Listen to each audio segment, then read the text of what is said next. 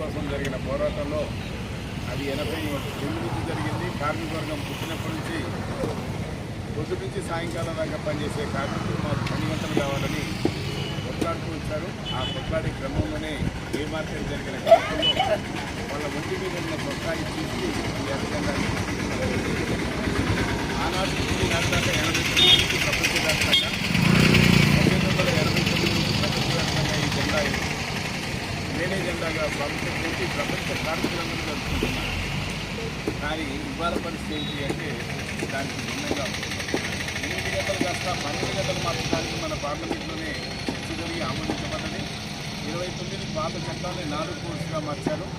మతోన్మాద BJP parliamentary ఫాసిజాన్ని అమలు జరుపుతూ ఉంది. ఏ చట్టాలు ఏ చర్చలు లేకుండానే చట్టాలన్నీ వాళ్ళు ఇష్టం వచ్చినట్టుగా మారుస్తున్నారు. అసలే చట్టాలు ఉన్న వాళ్ళకి చుట్టాలుగా ఉన్నాయి.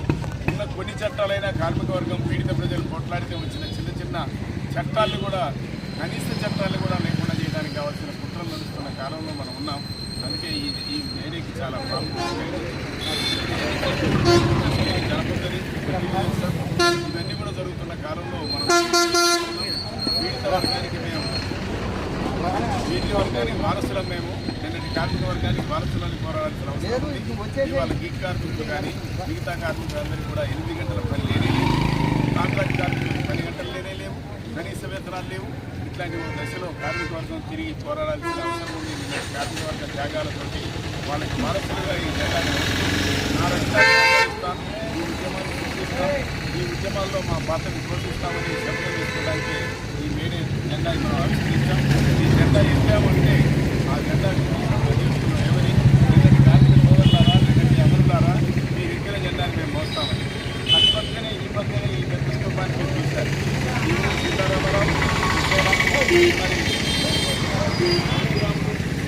లక్ష్మణ వీళ్ళందరూ ప్రజానాయకులు వీళ్ళు తీసుకెళ్లి హోటల్ దగ్గర పడేసి హోటల్తో పాటు కాల్ చేసి ఎన్కౌంటర్ చదవాలి. వాళ్ళ అమరత్వాన్ని కూడా మనం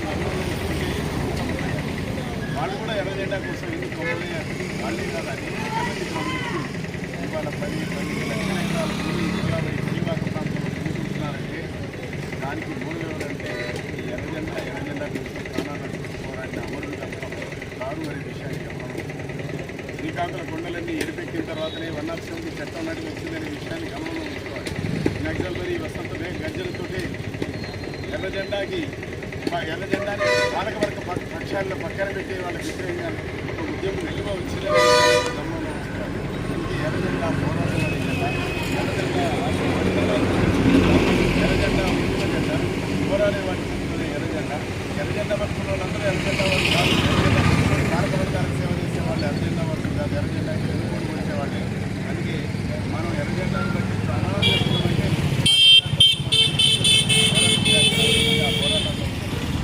త్యాగాలకు సిద్ధంగా కావాల్సిన అవసరం ఉంది. ఆ పోరాటాల్లో ముందుకు పోవాల్సిన అవసరం ఉంది. ఈ మీడియాలో కూడా అధ్యక్ష